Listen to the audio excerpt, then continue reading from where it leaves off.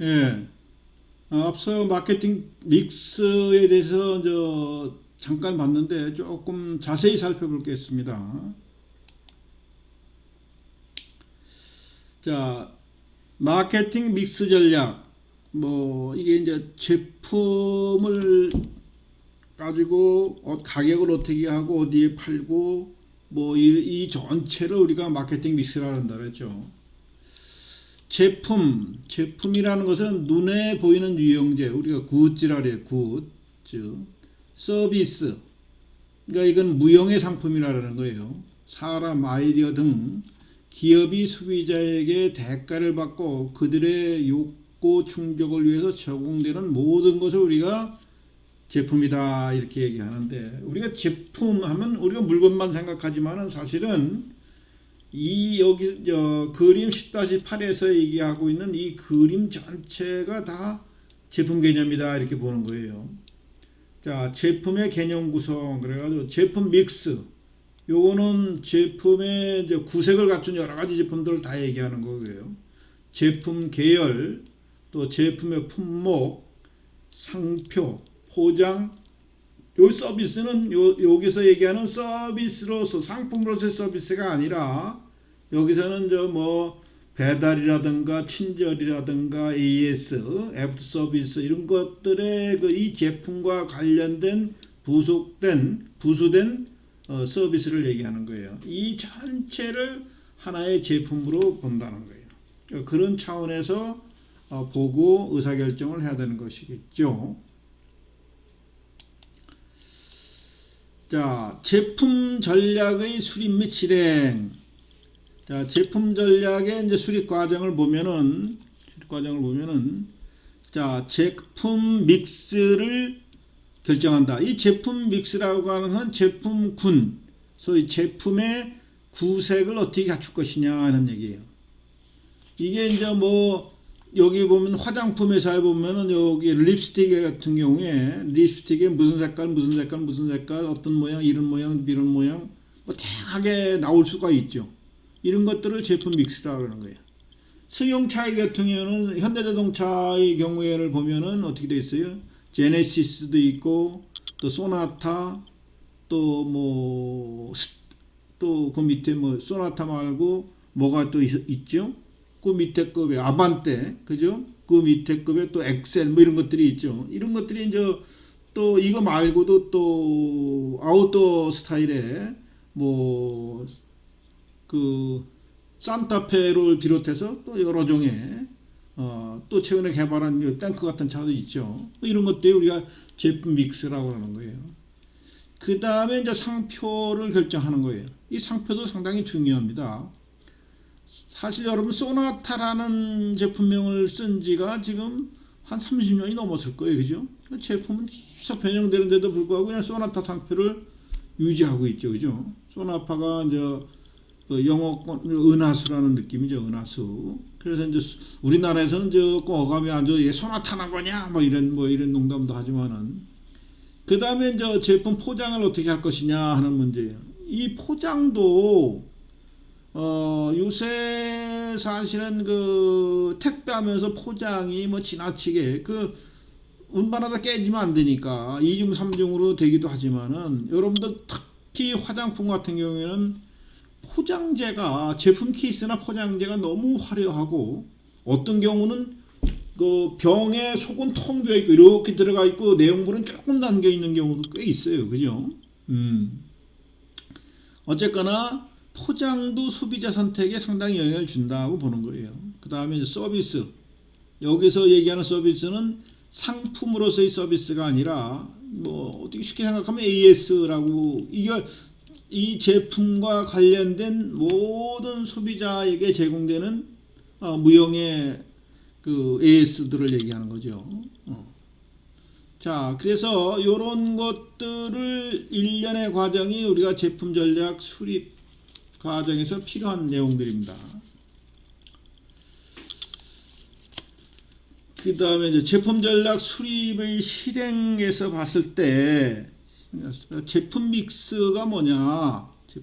제품 믹스라는 게 소위 우리가 이제 개념적으로 잘 안 들어도 뭘 혼합해 섞은 것이냐 그건 아니고, 물론 섞었는데 이렇게 막 섞은 게 아니라 제품의 구색을 어떻게 갖추고 있느냐 이렇게 생각해야 돼요. 우리가 이제 표현에 있어서 제품의 넓이와 깊이 이렇게 얘기를 하는데, 제품의 넓이라고 하는 것은 제품의 계열을 얘기하는 거예요. 소위 비누 계열, 샴푸 계열, 치약 계열로 이렇게 제품들이 있다. 제품군이 형성되어 있고, 제품의 이제 깊이라고 하는 것은 비누 계열에도 이러이러한 제품 한 5가지가 있고, 알로에 비누, 우유 비누, 소프트 비누, 촉촉 비누, 생생 비누 뭐 이런 것들이 쭉 있죠. 또 샴푸도 센스 샴푸, 원터치 샴푸, 버더로 샴푸, 뭐 기타 샴푸, 이건 한 예를 든 겁니다. 이약에도 하이안 이약, 소금 이약, 자연 이약, 뭐 또 무슨 치약, 무슨 치약 뭐 이렇게 쭉 나올 수 있겠죠. 그죠? 이런 것들을 갖추는 것을 우리는 뭐라 한다? 제품 믹스라고 하는 거예요. 근데 이것이 이제 뭐 LG 생활 환경이라든가 뭐 이런 생활 소비재를 만드는 기업에서는 이런 게 상당히 많이 형성되어 있겠고요. 그죠? 그 다음에 화장품 회사 같은 경우도 이런 게 많이, 그러니까 제품의 넓이는 뭐라 그랬죠? 유사한 계열들, A 계열. 깊이는 이 계열의 상품군이 얼마나 다양하냐. 뭐 이렇게 보는 겁니다.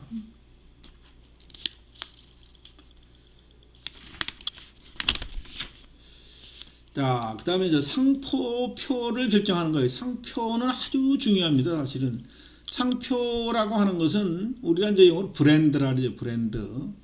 회사명은 몰라도 브랜드는 아는 경우도 있어요. 그죠? 우리가 무슨 폭스바겐 뭐 이런 거, BMW 뭐 이런 게 다 브랜드명이에요. 사실은 회사명이 아니라. 뭐 어떻게 현대자동차는 몰라도 뭐 현대자동차에서 취급하는 차가 뭐 있었죠? 제네시스. 제네시스는 알 수도 있죠.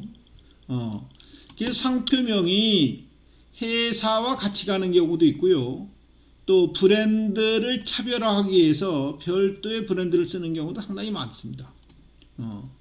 즉 하나의 제품이나 서비스를 식별하고 다른 것과 구별하기 위한 명칭, 용어, 기호, 상징, 디자인 또는 이들의 결합을 우리가 브랜드라고 한다 하는 게 브랜드.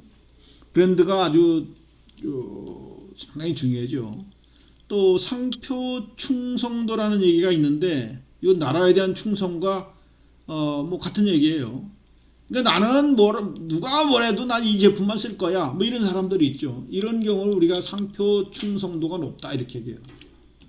소비자가 특정 상표를 애용하고 선호하는 심리. 그러니까 어떤 뭐 자동차는 드라이버는 자기는 항상 SK 주유소만 들린다. 어떤 사람은 현대 주유소만 들린다. 뭐 이런 게 있죠. 이게 우리나라는 정유의 제품의 질이 큰 차이가 없어요. 그러니까 아무 데 가서 넣어도 상관없는데 항상 특정 상표만 고집하는 경우, 이런 것들을 우리가 충성도라고 그러는 겁니다. 그럼 상표를 어떻게 만들어내서 붙일까? 이 전략이 크게 4가지로 보는데요. 이런 거입니다. 개별 상표명 전략. 제품마다 별도의 상표명을 붙이는 거예요. 아까 뭐 소프트 샴푸, 센스 비누, 하얀 치약. 이건 이렇게 봐가지고는 뭐 같은 회사에서 나온다 이렇게 좀 판단하기 어렵죠. 그 다음에 이럴 수도 있어요. 포괄 상표명을 붙이는 경우, 모든 제품에 하나의 상품을 계속 붙이는 거예요. 소프트 샴푸, 소프트 비누, 소프트 치약, 소프트 뭐. 그래서 소프트 하면, 소프트라는 브랜드가 탁 떠오르면 그냥 모든 저기들이 쫙 떠오를 수 있게끔, 이런 광고 효과나 연상 효과 이런 면에서 좋은 면이 있죠. 그 다음에 계열별로 포괄해서 상표명을 붙이는 경우에요. 소위 지금은 많이 안 나오는 TV 같은데 파브 TV라든가, 냉장고에 뭐 디오스 냉장고, 뭐 휘센 선풍기 뭐 이런 거 들어봤죠. 휘센 에어컨 뭐 이런 거 들어봤죠. 이런 식으로 제품 계열별로 붙여서 그 이미지가 하나가 올라가면 전체가 다 살아나는 경우죠. 냉장고도 DS가 이제 고급 브랜드처럼 느껴지죠. 그죠? 삼성이나 LG 이런 냄새가 전혀 안 나죠. 이런 것들이 하나의 전략입니다. 특히 이제 그 현대자동차 같은 경우에는 현대자동차가 뭐 좀 이따가 또 설명할 기회가 있을지 모르겠는데 미국의 자동차를 팔 때 폰이라는 것을 팔았는데 너무 싸게 팔았어요. 또 싸구려 차였었어요. 그래서 아주 학생들 세컨드가 아니라 뭐 서드, 포드 뭐 이런 차의 개념으로 샀는데 싼 맛에 샀는데 차가 안 좋아가지고 지금 많은 미국의 소비자들이 현대 하면은 싸구려 차 이런 이미지가 있어서 그래서 제네시스라고 하는 별도의 브랜드를 가지고 고급차를 유통시키려고 지금 계획해서 밀어붙이고 있는데 어느 정도는 그 미국 그 소비자 평가에서 보면 오히려 제네시스가 그 뭐 벤츠라든가 B&B 이런 것보다 높은 평가를 받는 경우가 있다는 그 보도를 여러 번 봤었습니다. 자, 제품 전략에 이제 포장도 포함되는 거예요. 잘된 포장은 기업의 또 제품의 이미지를 제고시키고 제품 가치까지도 좋게 보이는 거예요. 그러니까 뜯어보기도 전에 와 이거 좋다 이런 느낌이 딱 갔도록. 그래서 어떤 제품 포장이 내가 볼 때는 지나치게 포장이나 포장 용기가 너무 잘 돼 있는, 너무 거기다 돈을 많이 쓴 경우를 봤어요. 저는 뭐 그런 거 뭐 싫어하지만은 특히 이제 그 고가 제품이라든가 특히 여성 선호 제품들은 그 포장재와 포장 용기에 대해서 상당히 돈을 들이는 비중을 두는 경우도 꽤 봤죠. 그 다음에 이제 서비스. 여기서의 서비스는 그 상품으로서의 서비스를 얘기하는 것이 아니고 제품과 관련돼서 수적으로 동반되는 서비스를 얘기하는 거예요. 자, 서비스 어떤 서비스를 제공할 것인가, 어떤 서비스를 이게 또 이제 중요한 얘기가 되겠어요. 그 다음에 서비스 수준, 각 서비스 요소에 대해 어느 정도 만족할 수준으로 서비스를 제공할 것이냐, 최극상으로 할 것이냐, 어느 정도 만족한 수준으로 제공할 거냐, 그죠? 이것도 이제 결정을 해야 되겠죠. 너무 친절해도 또 부작용이 남는 경우도 있죠, 그죠? 서비스 형태, 서비스를 어떤 형태로 제공할 것이냐, 이것도 만약에 AS를 받는다면은 뭐 부품값은 무료라든가 뭐 유료지만 싸게 한다든가 또는 가서 뭐 수리가 요구되면 수리하는 수리 그 임금만 받는다든가 뭐 이런 결정도 해야 되겠죠. 특히 전자제품 같은 경우에는 고가이기도 하지만은 애프터 서비스가 아주 중요하죠. 요새는 뭐 고장 나면 그냥 수리하는 게 아니라 갖다 버리거나 뭐 교체하거나 이런 수준이죠. 자동차조차도 지금 뭐 그런 수준이니까. 그래서 서비스를 결정하는 것도 아주 중요하다고 볼 수 있습니다. 그 다음에 이제 가격 전략. 가격 전략 아주 중요하죠. 물론 제품의 구매자나 서비스 이용자가 그 대가로 지불하는 것이 이제 가격인데 우리가 이제 제품 자체의 뭐 질 아니면 뭐 여러 가지 유통 경제상의 이점 이런 걸로든 경쟁이 안 될 때는 결국은 가격 가지고 경쟁을 하게 돼 있습니다. 그래서 가격 결정하는 데는 제품의 원가라든가 또 소비자의 수요가 가격에 탄력적이냐 비탄력적이냐. 만약에 가격에 탄력적이면 가격을 쉽게 올릴 수가 없어요. 이제 고가의 제품은 비싸도 사는 경우가 있거든요. 또 경쟁 제품의 가격 이 고려를 안 할 수가 없죠, 그죠? 특히 이제 소비자의 수요 같은 경우에 여러분들도 뭐 뉴스를 통해서 많이 들어봤겠지만은 우리나라의 그 해외 브랜드 뭐 샤넬이라든가 에르메스, 루비통 등 여성 의류나 뭐 핸드백 등 그 제품에 우리나라에 많이 고가이죠. 근데 이제 경기 문제나 여러 가지 문제로 해외에서는 가격이 다운되고 있는데도 불구하고 우리나라에서는 계속 올라가요. 왜 그럴까? 우리나라 소비자들이 그냥 고가 제품에 대해서 현혹되어 있고 비싸도 산단 말이죠. 비싸도. 그러니까 해외 이런 브랜드 회사에서는 한국 시장은 계속 더 비싸게 팔아. 그래도 잘 팔리니까. 그러나 여러분들이 337쪽의 그 상단 쪽에서 보면 이런 얘기가 자세히 나오는데, 일본은 원래 해외 고가 브랜드 상품에 대한 소비가 저조하기 때문에 고가 전략을 펼 수가 없고, 또 중국에서는 반부패 척결이라는 시진핑이 아주 대대적인 강성 드라이브를 걸고 있기 때문에 고가 제품이 들어갈 수가 없고 소비가 잘 안 된다는 거죠. 그러나 한국은 잘 나간대요. 그리고 그 옆에 보면은 그 뒷페이지 나오나? 예, 여기 나오네요.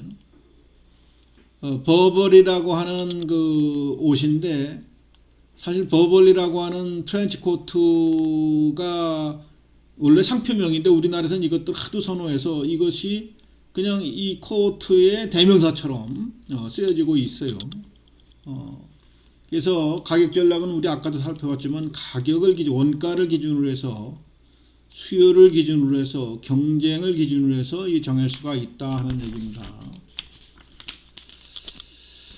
가격 조정, 단수 가격, 참 이거는 그 용어를 물론 ODD 프라이스를 이제 번역한 건데요. 이것은 좀 적절치 않은 것 같아요. 차라리 끝수 가격 이런 표현이 더 좋은 것 같은데, 이건 뭐냐면은 단위를 뭐 우리가 1,000원 그러지 않고 999원, 또 뭐 198만원, 그래서 200만원 하는 거죠. 199만원 이러면서 100만원대 제품 뭐 이렇게 막 광고도 하고 그러죠. 그래서 가격을 10진 단위 수 체계보다 통상 한두 단위 낮은 가격으로서 책정하는 경우, 이게 이제 끝수 가격, 이 표현이 더 좋은 것 같아요. 관습 가격은 소비자들이 오랫동안 라면은 얼마, 뭐 호떡은 1,000원, 뭐 이렇게 뭐 마음속에 정해져 있는 게 있죠. 그래서 그 가격은 올릴 수 없으니까 내용을 좀 줄이는 경우도 있어요. 오히려 내용물은.